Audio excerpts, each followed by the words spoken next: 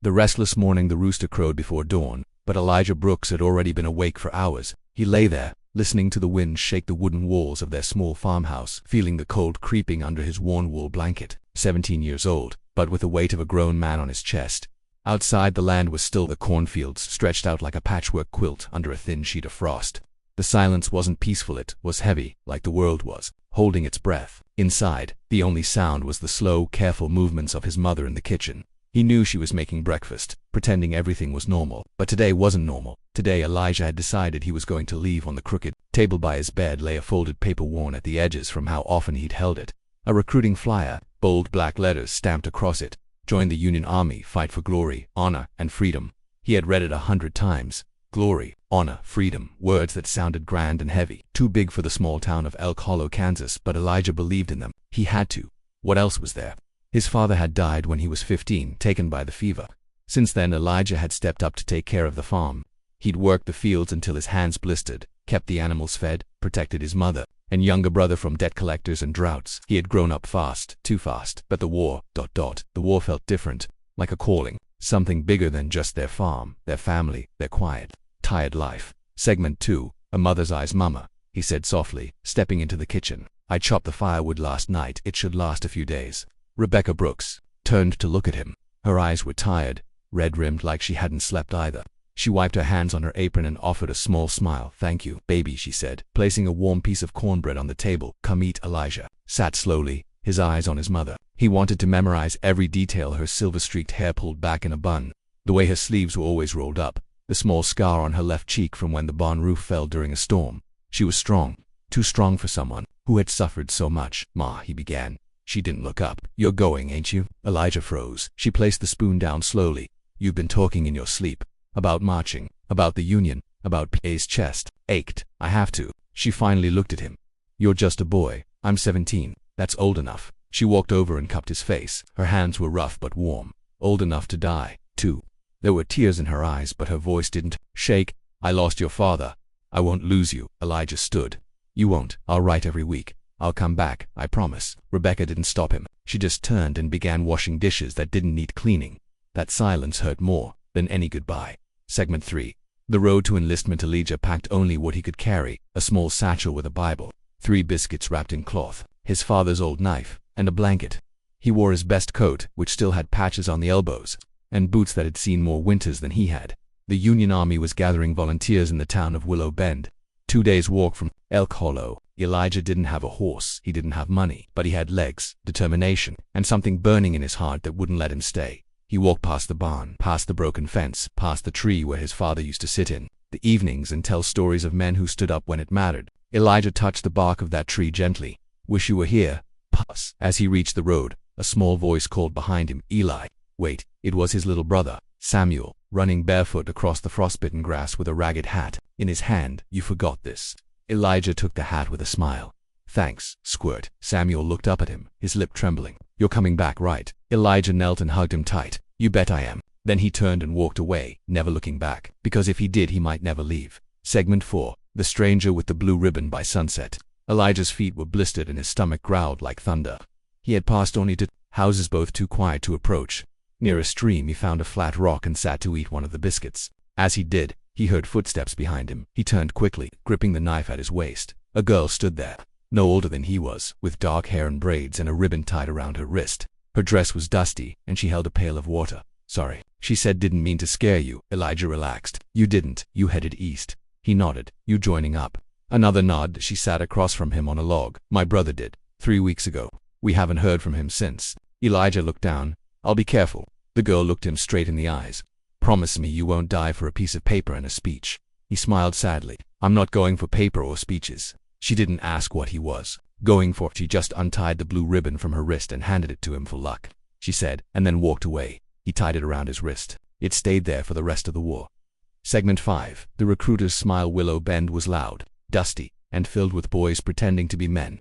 They came from all directions: farmers, blacksmiths, store clerks, sons of preachers. Some laughed nervously, others cried behind barns where no one could see. The recruiting tent was marked with a large Union flag. A man in a dark blue coat stood outside, calling names, checking teeth, measuring shoulders. Elijah stood in line, heart pounding. Name. The recruiter asked when it was his turn. Elijah Brooks, age 17. You look 15. I'm strong. I can shoot. I can march. The man looked at Elijah's hands, scarred and cracked from years of farm work. He nodded. You'll do sign here. Elijah picked up the pen. His hand shook, but he wrote his name in big, bold letters. That name would be stitched into his coat, burned into his memories, and one day carved into a monument. The stillness after the storm, the door closed with a soft click. But to Rebecca Brooks, it sounded like a cannon. She stood in the empty kitchen, her hands still wet from washing dishes that no longer mattered. The room once filled with her son's footsteps now echoed with absence. The silence rang louder than his goodbye. Elijah had left just before sunrise, the time he was born 17 years ago. She remembered that day clearly. The storm had raged all night. Lightning danced across the sky, and thunder rolled over the land like war drums. But when Elijah came into the world, he didn't cry, not at first. He looked up at her with wide, dark eyes, calm, almost curious, as if asking, is this world really worth it? Now he was walking into a real storm, a war that chewed up boys and spat out broken men, and Rebecca was powerless to stop it. She sank into PA's old rocking chair, the one Elijah used to fall asleep in as a baby. Her hands trembled as she picked up the note he left on the table. She'd read it 3 times, each word cutting deeper than the last. Mama, I'm sorry, but I have to go. There's a war, and I can't sit still knowing others are fighting. For what's right, I'll write to you every Sunday. Don't worry about me. I'll be brave, like Pa was. Love, Eli. Rebecca pressed the paper to her chest, her tears soaking the ink. No, baby, she whispered. You don't have to be brave. You just have to come home.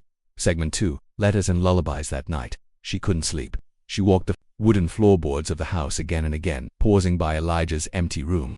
The bed was still messy, sheets tangled like the knots in her chest. His boots were gone, his coat too, but his smell lingered, a mix of hay, sweat, and that sweet oil she used on the stove. Rebecca sat by the window and pulled out a wooden box. Inside were old letters, love notes from her husband during his courtship, crayon drawings Elijah made when he was 7, and one special thing, a small lullaby book her mother had sung to her, now tattered with age. She flipped through the pages until she found the one Elijah always liked. Sleep, my boy, through storm and fight. Mama's heart will be your light. Though the world is dark and wide, you'll return, with love as guide. She hummed it softly, rocking in the dark. She wasn't sure who needed it more, Elijah or herself. Segment 3. The Whispering Fields. The next morning, Rebecca stood outside on the porch holding a steaming mug of coffee. The fields looked different now, quieter, colder. The wind carried Elijah's absence like a chill down her spine. Neighbors came by that day, Mrs. Holloway with fresh eggs, Mr. Jenkins to check the fence, and Pastor Ford to offer prayer. They all said the same thing. Elijah's a fine boy, brave, doing the Lord's work. But no words could fill the space he left behind. That night, she went into his room and sat on the bed. Under the pillow, she found something he'd left behind by mistake, a small wooden carving. It was a horse, half-finished, rough around the edges. She remembered when he started it. I'm making you a cavalry horse, Ma, he had said. So you don't worry. He'll watch over me. Rebecca held it close, rocking back and forth, whispering a prayer into the night. Segment 4. Mama's promise. By the 3rd day, Rebecca, we wasn't crying anymore. She was working. She fed the animals, fixed the broken latch on the chicken coop, even stitched a new curtain for the kitchen window. But her face stayed tight, not with anger, not with peace, just with focus. Like she was trying to outrun the thoughts in her head. In the evenings, she sat with her Bible and prayed, but not for victory, not for glory, just for one thing. Let him come back with both legs. Let him come back with both arms. Let him come back with his soul intact. She prayed that again and again. Then she made a decision. She would write to him every week, just like he promised her, even if he didn't reply. Even if the letters never reached him, she'd send them anyway, because maybe, just maybe, if he felt her words near his heart, he'd remember to stay alive. Segment 5. The first letter. Elk Hollow, Kansas, November 3rd, 1862. My dearest Eli, the house is quiet without you, though Samuel tries to make up for it by dragging mud through every clean floor I scrub. Your chores are being handled badly, but handled. I fixed your PA's old wagon wheel yesterday. Took me 3 tries and 1 smashed thumb, but it's holding strong. I miss your laugh. The one you do when you think no one's looking. I know you're trying to be a man, but to me you'll always be the boy who asked if corn could feel pain when you accidentally stepped on it. Be brave, but don't be foolish. Trust your gut, help others, and never, ever stop writing home. I'll be waiting on the porch every Sunday for your letter. With all my love, Mama. The river that changed everything. The sun was still hidden behind a misty gray sky as the soldiers of the Union lined up near the banks of Antietam Creek. The ground beneath their boots was cold and damp, the grass wet with dew and the distant scent of smoke. It was the kind of morning that made your bones ache before you even started marching. Elijah Brooks stood in the third row, his hands gripping the musket tighter than ever before. He hadn't slept much the night before. The sound of distant cannons had kept him awake, echoing like a coming storm. Some of the older soldiers had chuckled and called it God's morning music. But Elijah knew better. He wasn't a boy anymore. Not since the night Private Doyle had died choking beside him during a drill march. Not since their camp had buried 5 men from fever last week. He had seen enough to know that war was never glorious. It was only death. Hiding behind flags, the captain rode by slowly on his horse, barking commands, trying to keep the new boys calm. Elijah looked at the man beside him, a red-haired farmhand named Levi, who had joined a week before Elijah did. Levi clutched a small leather Bible in his coat. His lips moved in silent prayer. Elijah wasn't praying. He was remembering. That was remembering the feel of his mama's hug the morning he left, and the sound of Samuel's voice calling his name from the front steps, and the smell of cornbread. Suddenly, a cannon exploded nearby and the world split open. Segment 2. The first shot, 2 arms. 2 arms. The scream of the officer jolted them all forward like cattle in a stampede. Elijah didn't have time to think. His musket was already lifted. His legs were already moving. He was running, but not like at home, not through open fields or down a warm, dusty road. This was different. The ground shook beneath him as more cannons fired from the Confederate side. Dirt flew up like it had a life of its own. Somewhere, to his left, a man screamed. Elijah didn't look. He couldn't. They were crossing a wooden bridge now, bullets snapping past like hornets. Elijah ducked instinctively, eyes wide as a young soldier in front of him dropped with a thud. Blood sprayed across the planks. Elijah wanted to stop, wanted to cry, but his feet didn't listen. They kept going. He reached the other side. Smoke clouded the trees. Union soldiers yelled around him. Some were falling, some were charging, some were shooting wildly into the trees without seeing a single enemy. And then, Elijah saw him, a Confederate soldier, just a boy like him, stepping from behind a low rock wall, aiming a rifle directly at Elijah's chest. Elijah froze. For a moment, the war disappeared. He could see the fear in the boy's eyes, the trembling hands, the shaking lip. The boy fired, but missed. Elijah didn't. His musket kicked hard. The Confederate boy jerked and fell. Elijah dropped his gun, stared at his hands, then fell to his knees in vomited. Segment 3. Smoke, blood, and mercy. He didn't know how long he sat there kneeling beside the body of the boy he had just killed. Everything moved in slow motion around him. Horses galloped past. Officers shouted orders. Cannons roared from both ends of the field. But Elijah only heard one thing, the sound of that musket shot replaying in his mind. He looked at the Confederate boy's face. His mouth was slightly open, eyes half closed, like he hadn't expected to die today. His coat was torn where the bullet had hit. Blood pooled beneath him, soaking into the dirt like it belonged there. A hand touched Elijah's shoulder. "Get up, soldier," said Sergeant Collins, a gruff old man with a scar across his nose. "He's gone. You're not. We move." Elijah looked up. He was just a kid. Collins nodded. "They all are." Elijah stood, knees trembling. As they moved forward through the haze, Elijah saw another Confederate soldier lying nearby, moaning, clutching his leg. No one stopped for him, but Elijah did. He pulled a rag from his pocket, knelt beside the man, and pressed it to the wound. "You're helping the enemy," a fellow soldier yelled. Elijah didn't answer. He just kept pressing. The wounded man looked up at him with glassy eyes. "Thank you." Elijah nodded once. "We're all just trying to get home." Segment 4. Nightfall. After the fight that night, the field was quiet, too quiet. The stars above looked beautiful, like back home, but the ground beneath was soaked with death. Elijah sat by a fire, his hands still stained red. He didn't eat, he didn't speak, he just stared at the flames. Levi sat beside him, silent too. A bandage was wrapped around his shoulder. A musket ball had grazed him. "First time," Levi whispered. Elijah nodded. "You killed someone." Another nod. Levi looked at the fire. "Me too." They didn't cry. They didn't scream. The war had already taken too much for that. Instead, they sat there, 2 boys with blood on their hands and memories, too heavy for their age, listening to the wind whisper through the trees like ghosts. Segment 5. The letter Elijah wrote. Field Camp, November 7, 1862. Dear Mama, I don't know how to begin. I've seen things I wish I hadn't. We fought today. Or maybe it was yesterday. The hours blend together. It was loud. It was awful. I can still hear the guns. I killed someone, a boy not much older than me. He looked scared. I was scared too, but I had no choice. I want you to know, Mama, I tried to help one of their wounded. I remembered what you always said. You don't lose your soul by being kind. I think I'm still me, but I don't know for how long. Please don't worry. I'm alive. I'm whole. Give Samuel my love. Love. Elijah. He folded the letter with shaky fingers, sealed it, and handed it to the camp runner. Then he sat back down, watching the fire burn lower and lower, until all that remained was ash. When winter came for the living, the war didn't end with gunfire. It dragged on in silence in the cold. in the mud, in the bones of men who could barely remember their own names. Elijah Brooks hadn't fired a musket in 10 days, not since Antietam, but that didn't mean the fighting had stopped. No, now it was a different kind of fight, a war against the freezing wind, empty stomachs, broken boots, and a kind of sadness that no bullet could fix. Winter came early that year, creeping across Maryland like a thief in the night. And it didn't care if you wore blue or gray. It bit everyone. Elijah pulled his coat tighter as he huddled under a canvas lean-to with Levi and 2 other boys from the 113th Infantry. The ground was wet and hard, and their fire barely held a flame. His feet were numb. He hadn't felt his toes in 2 days. His socks had frozen stiff, and he was sure something was growing in the cut on his heel. The sergeants called it winter rot, but the men had their own word, death creeping slow. Levi shivered beside him. Heard they're sending rations tomorrow. Elijah didn't lift his head. They said that yesterday too. Yeah, but this time, the captain swore on his own mother. Elijah gave a bitter laugh. Hope his mother packed soup. Segment 2, Boots and Blood. 2 days later, Private Henley from Mississippi died in his sleep. Not from a bullet. Not from fever. Just from cold and hunger. He had gone to bed with both boots on and never woke up when they pulled the boots off to bury him. 2 of his toes stayed inside. Elijah didn't cry. None of them did. They just looked away as the chaplain whispered a prayer and the body was dragged beneath a sheet of ice and dirt. The worst part wasn't the death. It was what happened afterward. The youngest soldier in their tent, Jeremiah, just 14, small and hollow-eyed, asked what would happen to Henley's boots. The captain said nothing. That night, Jeremiah came back to the lean-to wearing Henley's boots. No one said a word.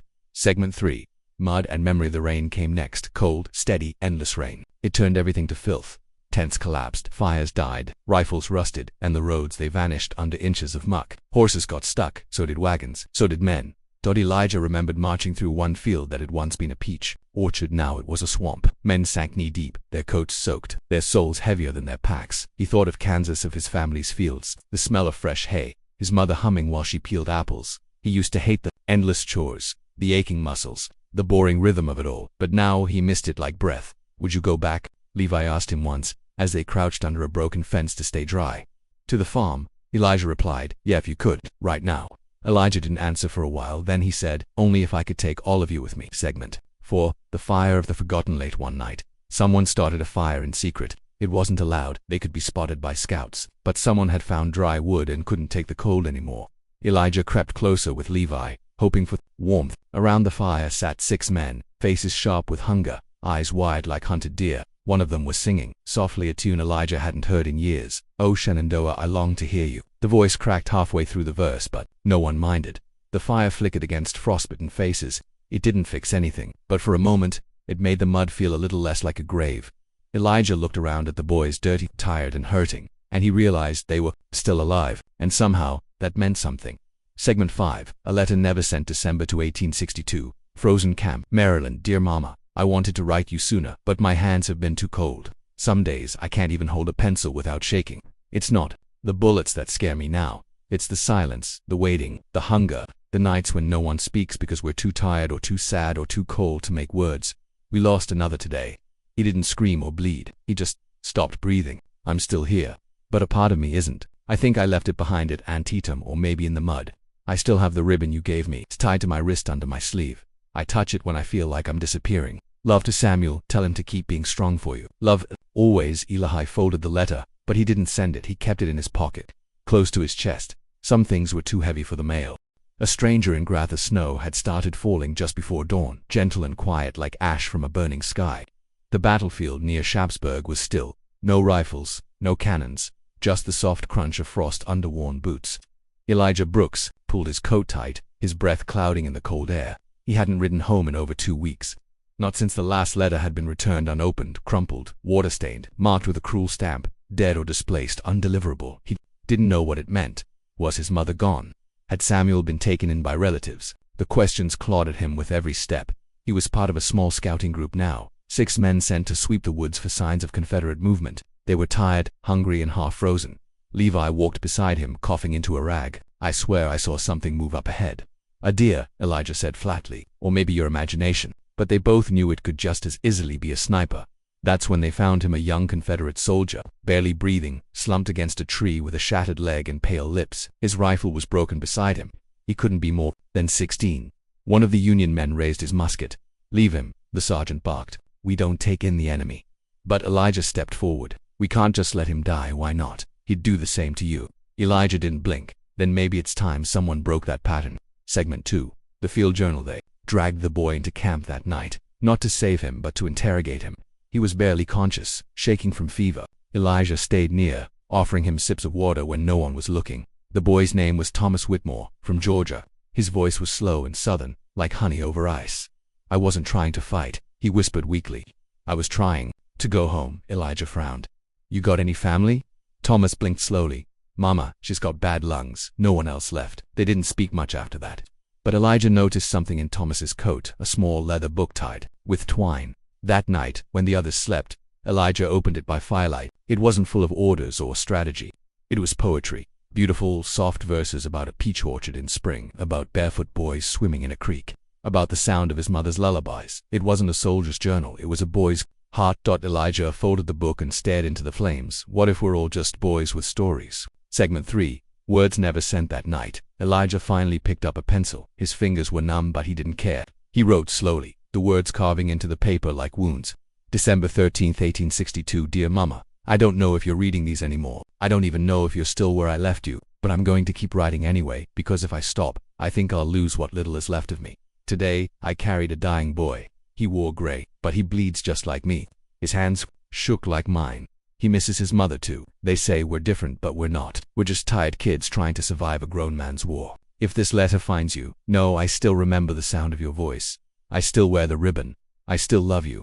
Love, Eli. He tucked the letter into an envelope. But in the morning, when the supply wagon came, a skirmish broke out at the edge of camp. In the chaos, the letter was lost, dropped in the mud, trampled under boots that never left the field. Segment 4. When snow fell on the dead by the next day, Thomas was gone. He hadn't screamed, hadn't said goodbye. He had just faded like breath in the cold. Elijah wrapped his body in a blanket and carried him to the edge of camp. He dug a shallow grave in silence. No priest, no flag, just frost and sky. Before covering the boy's face, Elijah slipped the journal back into Thomas's coat pocket. Your words deserve to sleep with you, he said, and then he buried him that night. It snowed harder than ever, but it wasn't cruel. It was gentle, like a blessing, like forgiveness. Segment 5. The captain's words 2 days later. The captain called Elijah into his tent. You disobeyed orders, the man said sternly. You gave food to an enemy, water, shelter. You risked your life for someone who would have shot you in the back. Elijah stood straight. He was a person. The captain studied him. You'll never survive this war, thinking like that. Maybe I'm not trying to survive the war, Elijah replied. Maybe I'm trying to survive who I become because of it. There was a long silence. Then the captain leaned back and lit a pipe. Dismissed private. Elijah walked out into the cold and, for the first time in weeks, he felt a strange warmth return to his chest. The grave that wouldn't let go the snow had melted 3 days after Elijah buried the boy named Thomas. But the grave hadn't stayed still. Something about that patch of earth felt unsettled. The wind there never stopped. The soil stayed soft even as frost bit the others. Every time Elijah passed it, something in him ached like the ground itself was whispering. He didn't tell anyone, but each night, after supper, after the fire had died and the men snored in their tents, Elijah would walk back to that grave. He'd stand there, hat in hand, and say a few quiet words. I'm sorry. I hope your mama forgives me. You deserved better than this. And one night he said something else. I don't even know your last name. That silence hit harder than any cannon. But what Elijah didn't know was that Thomas Whitmore wasn't just some poor Confederate boy. He was the son of a Georgia senator, a runaway, a poet, a boy who had once preached peace on courthouse steps, a boy who had written one last unfinished letter home, now buried with his journal. And one day, someone would come looking for him, but that day hadn't come yet. Segment 2. The Man in Blue, who sang in the dark 2 nights after Thomas's death. Elijah heard music again, low and steady, like water over stone, not a bugle, not a fife. Something different, a deep voice humming softly under his breath. He followed it past the tents and found a tall black soldier sitting alone near the supply crates, carving something from a block of wood. His fingers moved with careful strength. His eyes were kind, but tired. His blue coat was patched, and his boots barely held together. Yet there was a calm about him that felt unshakable. Mind the quiet? Elijah asked. The man looked up and smiled. Ain't mine to keep. Elijah sat down. What's that song? The man didn't answer right away. He blew the wood shavings from his carving, a tiny bird, wings spread in flight, and handed it to Elijah. That's a freedom tune, the man said. My daddy used to hum it when he worked the cotton fields. He said it reminded him that even a man in chains could still fly in his dreams. Elijah studied the bird. It's beautiful. Ezra, the man said, offering his hand. Private Ezra Freeman, 1st Colored Infantry. Elijah Brooks, Kansas farm boy. Ezra nodded slowly. Thomas was my friend too. Elijah looked up, startled. I was the one who found him. That first night you brought him in. Segment 3. The memory Ezra shared. Ezra's voice lowered, like he was talking to ghosts. He was scared, more scared than any boy I've seen. Kept whispering his mama's name, like maybe she'd appear and take him home. He paused, then added, I didn't hate him for wearing gray. Most of them didn't have a choice. They were fed lies, same way we were. Elijah said nothing. Ezra reached into his coat and pulled out a folded piece of paper. He gave me this before he died, Ezra said. Said it was meant for someone kind. Didn't say who. He handed the paper to Elijah. It was a poem, handwritten in tight, careful lines. The fields we bleed are not our own. Yet still, we fall, and die unknown. If death must come, let it be swift, and let our souls, like birds, take lift. Elijah read it twice, then 3 more times. Something in him broke open. Segment 4. Firelight confessions. That night, Elijah didn't sleep. He sat by the fire, holding the poem, Ezra's wooden bird tucked into his coat. Levi joined him at some point, rubbing his frozen hands together. You all right? Levi asked. No, Elijah whispered. But maybe that's the point. Levi looked at the poem. That from him? Elijah nodded. From Thomas. Levi stared at the flames for a long time. We keep killing boys with words like honor and duty, but they all die just the same. Elijah looked at his friend.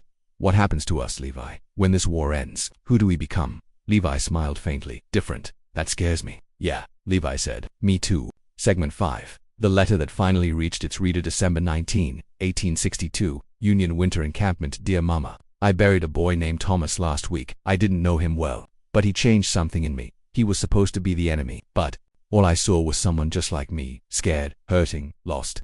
I met a man named Ezra. He's wise, brave. He carved me a bird, said it's a symbol of freedom. I think he gave me more than that. I think he gave me a reason to still believe people can be good. Asterisk, I miss home. I miss the sound of the barn doors creaking. I miss your singing in the kitchen. I even miss Samuel's muddy footprints. I'll keep writing, even if these letters never find you. I love you, Eli. This time, the letter was sent, and this time it reached her. 2 weeks later, in a snow-covered Kansas farmhouse, Rebecca Brooks clutched the letter to her chest and wept. A morning drenched in smoke. The fog that morning wasn't natural. It was thick and foul, curling low to the ground like a thing alive. It stung the eyes and filled the throat with bitterness. The men called it ghost smoke, not from fires, but from the cannons the night before that had pounded the land without pause. The earth itself had cracked open in some places. Trees were split down the middle, and still, no orders had come. Elijah Brooks sat with his back against a stone wall, his rifle across his knees and his fingers numb. His ears still rang from the shelling. He hadn't slept in 2 days. Across from him lay a man whose name he hadn't known. Half his face was missing. They hadn't moved the body. No one had the energy anymore. Levi sat beside Elijah, holding a piece of bread like it was gold. He didn't eat it, just looked at it. Do you think God watches us out here? Levi asked quietly. Elijah didn't look up. No. Elijah shook his head. I think he closed his eyes a long time ago. Segment 2. Preacher on the hill. Later that day, a Union chaplain, young and clean, not yet war-worn, stood on a hill near the shattered oak tree, calling the men to prayer. His voice was loud and full of hope, like he didn't hear the groans of the dying behind him. Brothers, he shouted, God walks with us, through every shell, through every sorrow. Elijah stared at the man with hollow eyes. He stood, walked, toward the crowd, and then past them. He walked until he couldn't hear the prayer anymore, until the smoke swallowed him whole. He dropped to his knees by the creek, splashing cold water on his face. Ezra found him there. I thought you were praying, Ezra said. I was, Elijah whispered, but I wasn't talking to God. Ezra nodded. Ain't nothing wrong with being angry at the sky. Just don't forget there's still people down here worth fighting for. Segment 3. The man in the tree. Later that afternoon, Elijah was sent with a small group to scout a burned-out homestead beyond the ridge. That's where he saw it. A man, Confederate uniform, arms tied, throat slit, hanging from a tree. The rope was wrapped around the branch 3 times, the body swinging in the wind. Levi cursed. One of the other soldiers vomited. Elijah just stared. There was a word carved into the tree trunk in jagged letters. Traitor, deserter. Someone muttered. Probably tried to run, but Elijah stepped forward and looked closer. Tied to the man's boot was a scrap of paper. It was a poem. The war I fight is not the war I chose. I marched for men I never knew. They call me enemy. But I am only tired, and in this tree, my silence grew. Elijah tore it free and folded it into his coat. No one else spoke the rest of the way home. Segment 4. The fire in the sky that night. The sky turned orange, not from sunset, from fire. The Confederate army had torched a Union supply train from miles away. The men watched smoke rise like a funeral pyre. The sky glowed like judgment, and they all knew what it meant. No more food, no more blankets, no more clean bandages. The men grew restless. Fights broke out over scraps. A fist fight turned into a knife fight. One man lost 2 fingers. The captain said nothing. Morale wasn't falling, it had already fallen. Ezra sat with Elijah near the broken fence line. "I ever tell you about my mama?" Ezra asked suddenly. Elijah shook his head. "She used to braid my hair every Sunday and say, 'Ezra, don't you ever let this world turn you cold. It's already cold enough.'" He looked at Elijah. "But I'm starting to feel the freeze, brother." Elijah reached into his coat and handed Ezra the trader's poem. Ezra read it slowly, then nodded. "We ain't alone," he said. "Even the ones in gray, they're breaking too." Segment 5, a blood-soaked prayer the next morning. It rained blood, not from the sky, but from the ground. A wounded man shot in the gut and left in the mud for a full day, finally died near the campfire. His cries echoing like a hymn no one wanted to hear. The chaplain came, said a few lines, but Elijah had had enough. He stood, eyes wild, voice shaking. Where was God when he bled into the dirt? Where was God when we buried Thomas without a name? Where was God when that preacher boy hung from a tree? No one answered, no one dared. Ezra stepped beside him quietly. "Maybe God don't walk this battlefield," he said, "but maybe we were never meant to wait for him." He put a hand on Elijah's shoulder. "Maybe we're the only mercy left." Ashes in the pews of church had no roof, no bell, no glass in the windows, just blackened beams stretching toward the sky like broken fingers. The men of the 113th had marched past it 3 times before the captain gave permission to rest there. The surrounding town had been burned months ago. Only the stone walls of the chapel stood charred and leaning, but still refusing to fall. Elijah Brooks stepped inside, boots crunching over fallen hymnals and scorched wood. It smelled of smoke and damp rot. Above, a cross made of twisted iron still clung to the far wall, blackened like bone. He took a deep breath. It felt sacred, not in a holy way, in a haunted way, and then he saw her. Segment 2. The girl behind the altar. She was crouched behind the altar, wrapped in a threadbare shawl, too thin for winter. Her hands were stained with ash. Her face, no older than 17, looked like it had forgotten how to cry.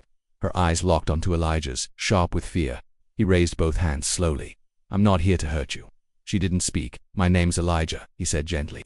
"Union Army were just passing through." Still, nothing. Then, quietly she whispered, "You'll steal what's left." He frowned. "What's left?" "My silence." He stepped back, startled. The girl stood slowly, no taller than his shoulder, but she held herself like a soldier. "You've all taken everything else." Elijah nodded slowly. "I'm sorry." She looked at him with hollow eyes. "Don't be. You didn't burn the church. You just carried the matches left behind." Segment 3. Her name was Ruth. That evening, he brought her food, a piece of hard bread, a slice of dried apple, and a flask of clean water. She didn't thank him, but she took it. Her name, she said, was Ruth. Her family had lived in the town until both armies came through. First the Confederates took their food, then the Union took their house, then the fire took everything else. Now she lived in the hollowed church alone, forgotten. Elijah sat on the steps beside her. "I didn't know war could do this," he said quietly. Ruth laughed bitterly. "That's because you're still fighting it." He looked at her, confused. "You still think this has meaning?" she said. "You still think someone wins?" Elijah swallowed hard. "I used to think God watched over us." She looked at the burnt cross above. He might have once. Segment 4. The graveyard beneath the floor. 2 days passed. The army remained camped nearby due to a sudden fever outbreak. Elijah found excuses to return to the church, bringing blankets, candles, firewood. Ruth didn't say much, but she stopped flinching when he entered. One evening, as snow fell outside, she asked, "Do you want to see where I buried them?" He nodded. She pulled up a piece of broken floorboard. Beneath it were 4 small mounds, marked only by burnt hymn book, pages tied to sticks. "My father, my brother, my little sister, and the woman who tried to protect us all." She didn't cry, but her hands shook. "I buried them with no prayers," she said. "No names, no songs, just dirt." Elijah knelt beside the mounds and whispered, "Then let me pray now."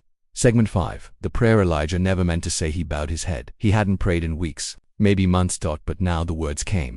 Not for victory, not for glory, but for peace. For names not forgotten. For girls who bury their own families. For men who learned too late that war is just fire with uniforms. Ruth didn't speak, but when Elijah looked up, her hands were holding his dot, and for the first time, her eyes weren't hollow.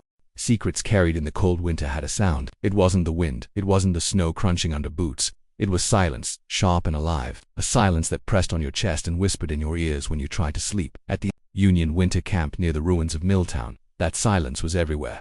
Men stopped laughing. They stopped writing home. They stopped talking about when the war ends. Instead, they whispered. Elijah heard it first near the cook. 2 soldiers hunched over their tin plates, voices low. "Another went missing last night." One said, "Gone, or deserted." The other shrugged.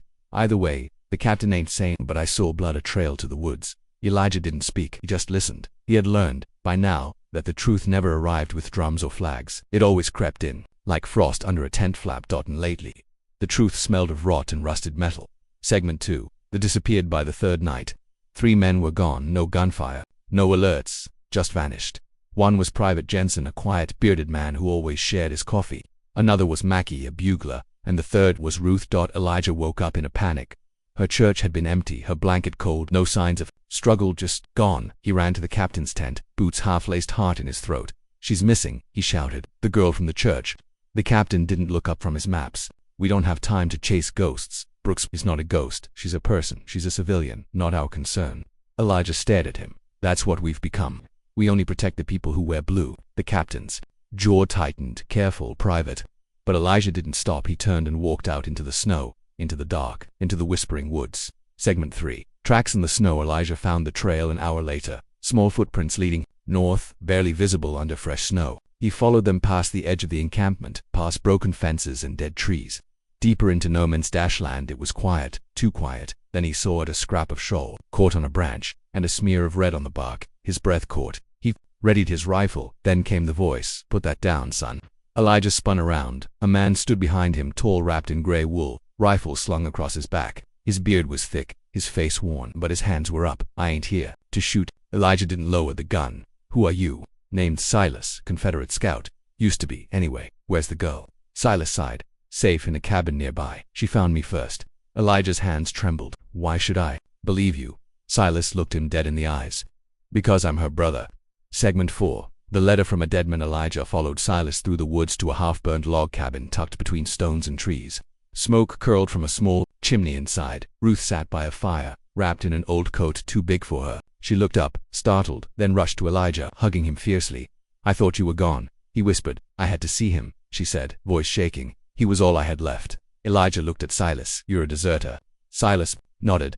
"I stopped believing in this war the day my best friend bled out, screaming for his mother. I laid down my rifle and never looked back." From his coat, he pulled a folded letter. "I left this in the church before I ran. Meant for her, if I didn't make it." He handed it to Ruth. She read it slowly, then cried. Elijah looked at Silas. "What now?" Silas shrugged. "I stayed dead. She goes back with you. She deserves a chance." Segment 5. Whispers become fiery. Elijah smuggled Ruth back into camp before dawn.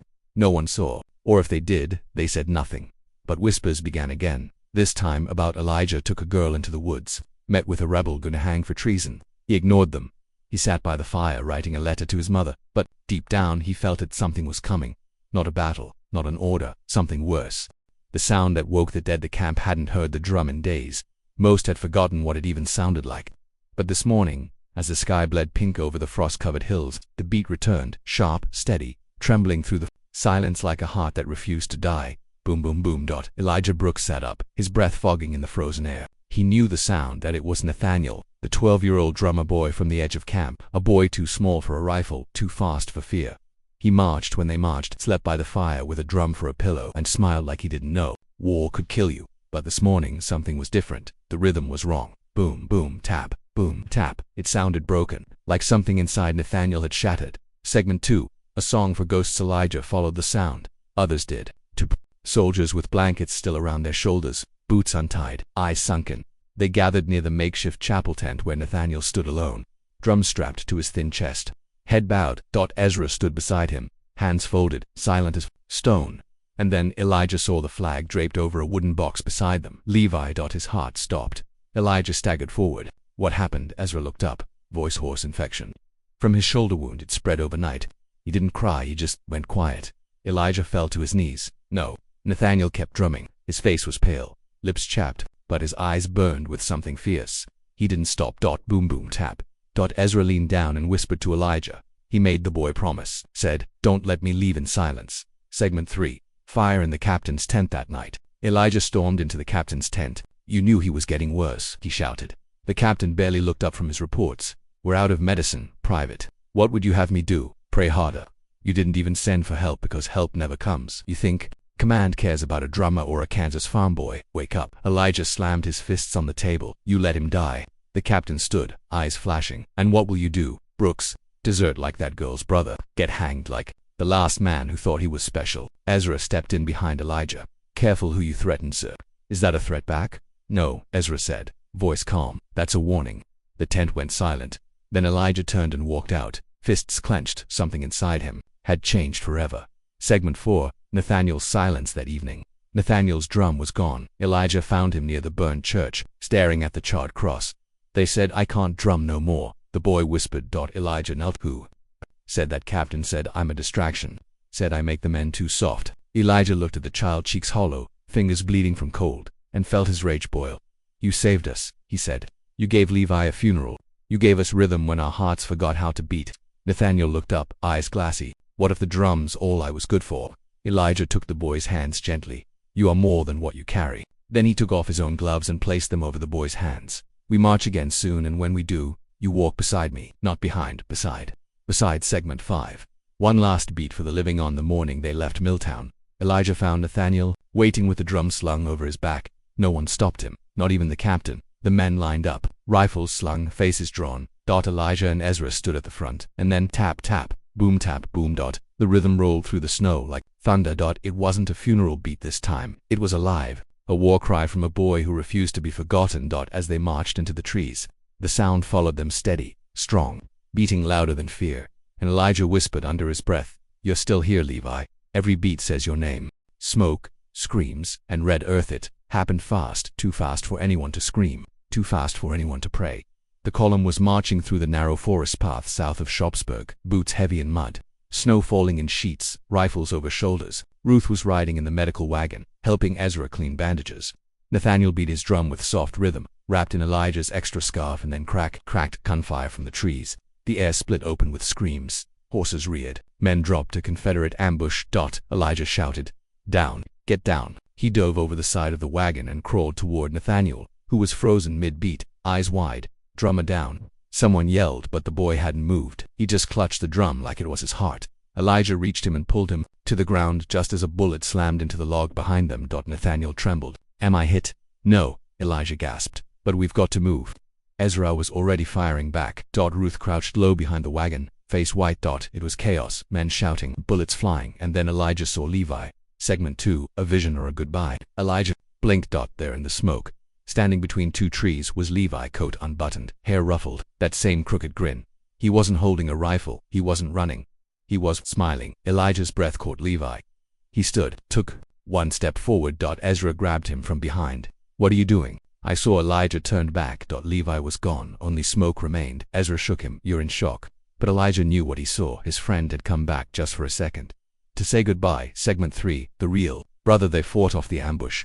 In 30 minutes, left 5 wounded, 2 dead. One was a boy named Arlo, blonde, 17, who had carried Nathaniel's drum once when the boy sprained his wrist. Elijah held Arlo's hand as he bled out. Arlo whispered, "Did I do good? You were brave." Elijah whispered back, "Tell my brother. Tell him I didn't cry." "You didn't," Elijah said. Arlo smiled and went still. Later Elijah learned Arlo didn't have a brother. Not in camp, not in the records. The boy had meant Elijah, and Elijah understood. He buried him at the edge of the woods, carved a name into a piece of bark. Arlo, brother in all but blood. Segment 4. Ruth's first stitch back at camp. Ruth sat beside a soldier whose arm had nearly been torn by shrapnel. She held a needle for the first time, not to mend clothes, but to sew skin. Ezra guided her hands. "You're doing good," he said. The soldier cried out. "I'm hurting him," Ruth whispered. "No," Ezra said softly. "You're saving him." When it was done, the soldier wept into her lap. "You're an angel," he said. Ruth smiled for the first time in weeks, a small smile, but it stayed. Later that night, Elijah found her by the fire. "Arlo died today," he said. Ruth nodded. "Did he suffer?" "No," Elijah lied. She took his hand, and they sat there, just breathing, until the snow melted around their boots. Segment 5. A letter to the dead. That night, Elijah wrote by firelight, "Dear Levi, I saw you today. I don't care what they say, it was you. You looked proud, like you were telling me to keep going. Arlo died in my arms. He called me brother. I didn't know what to say, so I told him what you told me once. Bravery is just fear wearing boots." Ruth stitched up a man. Nathaniel kept his drum. Ezra saved 3 lives. We're still here, and as long as we are, so are you. He folded the letter and placed it inside his boot. Close to the earth, close to the beating of his heart. The canteen that rolled to Farit was supposed to be a short patrol. Just 6 men, a ridge, and a return before sunset. But sunset never came. A sudden storm rolled over the hills with thunder like cannon fire. Rain came in sheets, thick as curtains. The path became mud, the horses slipped, and the maps ran black with ink. By nightfall, Elijah and Ezra were separated from the others, alone, lost, tired, soaked to the skin. They found shelter in an old tobacco barn, half collapsed, roof leaking, floor covered in wet straw and the bones of forgotten tools. Ezra leaned against a broken beam, panting. That's it, we're officially cursed. Elijah dropped his pack and shook out his coat. Cursed you or me? Ezra grinned. Both. They laughed, but only for a moment. Then Ezra dropped his canteen. It rolled across the floor, straight into the corner shadows of the barn, where a Confederate soldier was already hiding. Segment 2. Guns. Guts. And a glance, both sides froze. Elijah grabbed his rifle. Ezra reached for his knife. The man in gray, filthy, bleeding from the leg, didn't move. He was no older than 20. His eyes were sunken, his hands empty. I ain't got a weapon, he rasped. Liar, Ezra growled. The man held up his hands, palms shaking. Tossed my rifle 3 days ago. I ain't here to fight. Then what are you here for? Elijah asked. The man's voice cracked water. He pointed at the canteen still rolling between them. Segment 3. Men, one choice. The silence in the barn was thick. Rain beat the roof like distant drums. Elijah looked at the man, looked at Ezra, looked at the canteen. Then, slowly he walked forward. He picked up the canteen, uncapped it, and handed it to the enemy. Ezra stared. You serious? The Confederate drank in greedy gulps, then coughed, hands shaking. Elijah, it spoke softly. We kill enough men on the field. I'm not adding a thirsty one to the list. The man gasped. Named Sawyer. Sawyer Pike, North Carolina. Ezra crossed his arms. And what? Sawyer, you think if we let you go, you'll do the same for us next time? Sawyer shook his head. I think next time. Maybe there's no next time. Segment 4. Stories in the storm. They sat around a dying fire. Sawyer wrapped his bleeding leg with a strip from his undershirt. Ezra cleaned his rifle but kept it across his lap. Elijah shared the last biscuit in his pouch. No one said much until Elijah finally broke the silence. What made you stop? Sawyer shrugged. We raided a town last month, took a man's mule, burned his barn, left his little girl crying in the dirt. He swallowed hard. That was the moment I realized I wasn't fighting for anything I believed in, just following orders, marching in mud with a badge and no soul. Ezra stared into the flames. Sounds familiar. You left too? Sawyer asked. Ezra didn't answer. Elijah changed the subject. What happens when this storm passes? Sawyer looked up. You arrest me, I suppose. Elijah shook his head. We let you walk. One life spared won't lose this war, Ezra said. Nothing.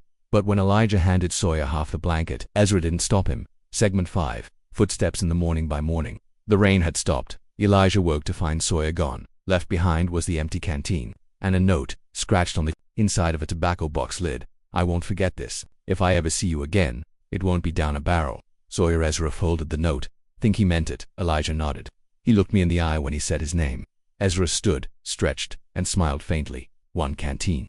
3 lives. That's not a bad trade.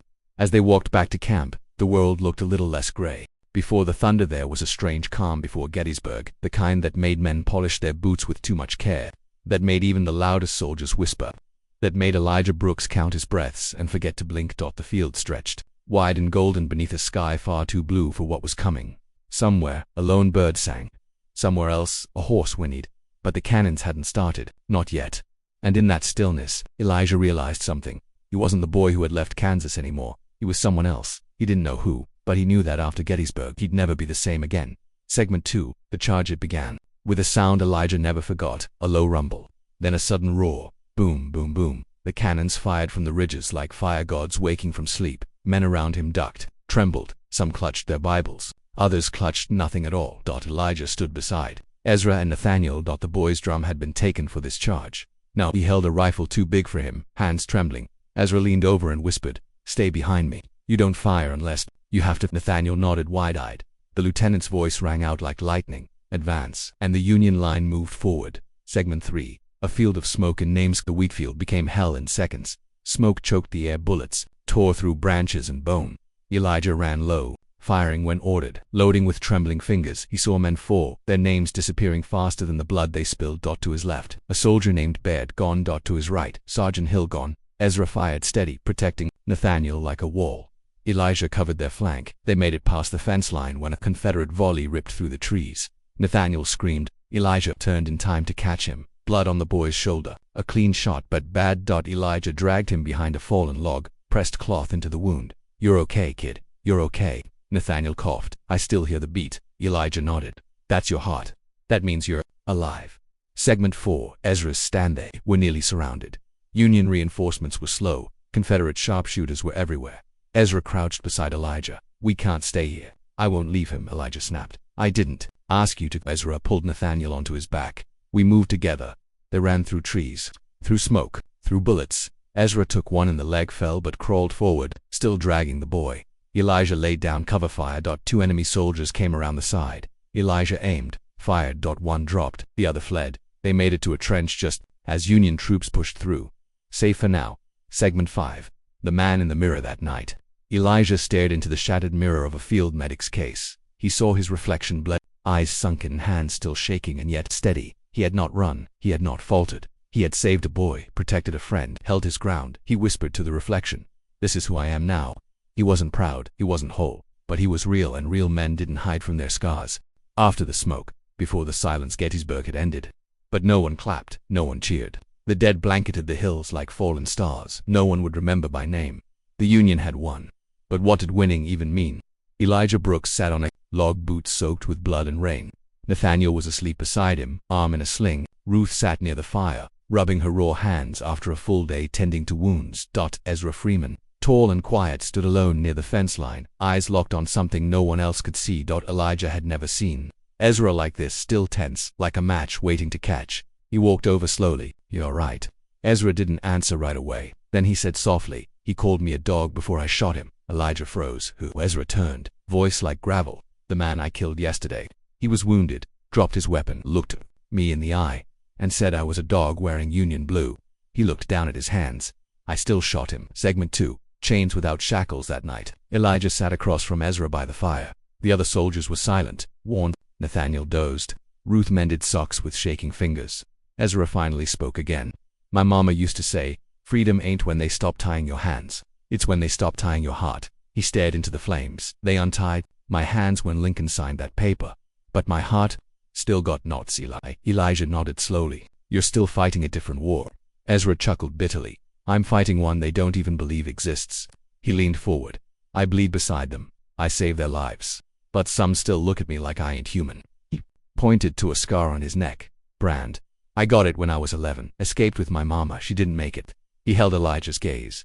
"I carry her strength, but some days it's heavy." Segment 3. The officer who wouldn't salute. 2 days later, a new lieutenant arrived. Clean boots, polished buttons, Southern-born but sworn to the Union cause. He passed by Ezra without a word. Didn't nod, didn't salute, just kept walking. Elijah noticed later he approached the officer. "Private Freeman saved 2 men at Gettysburg. You might want to shake his hand." The lieutenant scoffed. "I don't shake hands with field slaves in costume." Ezra overheard. He didn't flinch, he just whispered, "Still got fire in my eyes that scares em more than my skin." That night, Elijah watched Ezra carve a wooden eagle and toss it in the fire. "I ain't burning freedom," Ezra said. "I'm burning the weight of their hate." Segment 4. A medal and a moment. Word spread fast through the camp. Ezra Freeman was to receive a field citation for bravery at Gettysburg. The captain read the order aloud, voice steady, "For acts of courage and compassion under direct fire, for carrying 2 wounded men from the line under threat of death, for defending his fellow soldiers with honor." Ezra stood in front of the regiment. Most clapped. 1 or 2 turned their backs. But Elijah, he saluted first. Nathaniel followed. Then, Ruth. One by one, the men stood. Ezra's hands trembled as he accepted the medal. Later, in private, he whispered to Elijah, "This don't erase the chains, but it's the first time I felt seen." Segment 5. The letter Elijah wrote for him that night, under the moonlight. Elijah sat with Ezra and helped him write a letter to a woman named Hattie, Ezra's sister, still living in the free hills of Pennsylvania. "Dear Hattie, I seen hell and I walked through it standing tall. They tried to strip me of dignity. They failed. I earned a medal today, but I'd trade it to have Mama see me just once, not in chains, not in shadow, but as a man. Tell the children that Uncle Ezra still got fire in his eyes, and I won't stop walking until every chain is broken. With love, Ezra." And the letter was sealed. Elijah placed his hand on Ezra's shoulder. "You're more than they'll ever understand." Ezra smiled softly. "I don't need them to understand." He looked up at the stars. "I just need to keep walking." The orders, no one believed in it, began with a letter from command, a sealed order delivered by courier on a muddy afternoon. The captain read it under the canvas of his tent, then gathered the men just as the sun slipped behind the hills. His voice rang out across the clearing. "We march at dawn. Our unit has been reassigned to raid a Confederate food store believed to be guarded by wounded and civilian farmers." A murmur passed through the men. Eyes widened. Elijah's heart sank. Wounded civilians. They had spent months surviving battlefields, watching children die, watching friends disappear. And now they were being told to attack men who couldn't stand and boys who couldn't fight. Ezra stood slowly. "Sir, is this information confirmed?" The captain frowned. "It is the order, but is it right?" Ruth asked, stepping forward from the back. The captain didn't answer, he just dismissed them. Segment 2. The fire in the barracks that night. The air in the barracks tent was thick, not with smoke but with rage. We're soldiers, not butchers, Elijah said, pacing. They want us to raid a town with farmers and old men guarding bread, Ezra muttered. That ain't war. That's punishment. Nathaniel, his sling finally off, sat quietly sharpening a knife. If we say no, what happens? Ezra didn't answer, but they all knew. Court-martial, imprisonment, maybe worse. A man named Wilcox, tall, square-jawed, usually quiet, stood up. Then maybe we don't follow orders. Maybe we follow our kind of right. The tent went quiet. The word hadn't been said yet, but they were all thinking it. Mutiny. Segment 3. The midnight vote. At midnight, the soldiers of the 113th held a vote, quiet, secret, unrecorded. Each man carved a mark into a wooden plank, 1 line for yes, 2 for no. When they counted, it was a tie. Elijah stood, holding the last vote. He looked at Ezra, at Nathaniel, at Ruth standing outside, arms crossed, staring at the stars like she was searching for a sign. He walked forward, carved 1 line. Yes, we don't follow this. Order. Segment 4. Mutiny in motion. At dawn, the captain woke to an empty camp. The tents were still there, the horses still tied, but the men gone. Elijah led them not south toward the raid but east, toward a Union courier post where they could deliver a protest letter directly to high command. They marched in silence, no songs, no flags. Just conviction and fear. They were breaking ranks, but maybe saving their souls. Segment 5. The interrogation. By the end of the week, they were surrounded. Military police from Washington arrived. The men were lined up, one by one, questioned. Why did you abandon your orders? Who led the defection? Do you understand what you've done? Elijah stood tall. We didn't abandon the Union, we saved its soul. Ezra added, we fought this war for freedom, not revenge. The officer leaned forward. And what about justice? Ruth stepped forward. Justice without mercy is just cruelty with good handwriting. The officer said nothing, then walked away. Segment 6. The final decision. After days of silence, word came from a general far away, not an execution order, but something else. The message read, these men defied protocol, but they upheld the reason we fight. They were reassigned, not punished, not praised, just quietly moved. But word spread. Other units heard, some whispered, some saluted when they passed, not because they had won, but because they had stood.